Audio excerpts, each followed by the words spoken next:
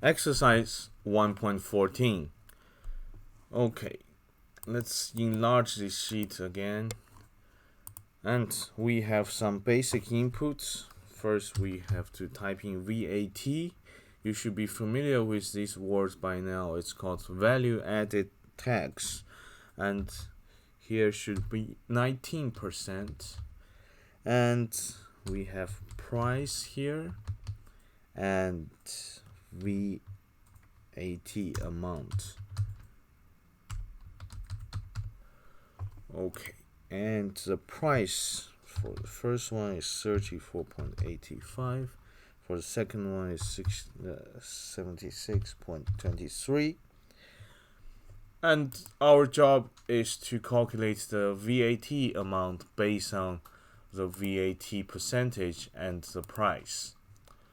So logically, we should have C2, because that's the price, times the VAT amount, VAT percentage, and then we should have 6.62.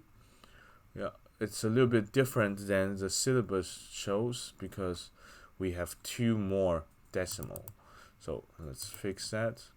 Let's also fix the format as the same as the syllabus shows. So everything is centered. A little bit more space. But how about the next one? How do we calculate the VAT amount? So if you remember the exercise we did before this, we can drag it downwards. Let's see if that will work. It's probably not right. The price is larger, but the VAT is actually none. How come? We can click inside and see what's wrong with the formula. C3, yes, times the A3. The A3 is empty. What we want to refer to is actually A2, not A3. So you see, with relative reference, it won't work all the time.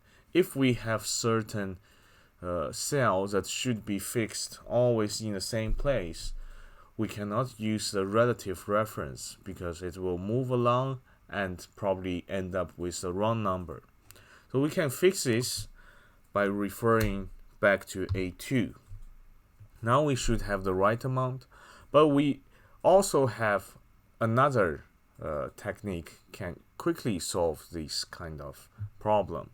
But for now, this is all you need to know. There is a problem, but how to solve it, we will keep exploring in the upcoming exercises. This is exercise 1.14, and I will see you in the next video.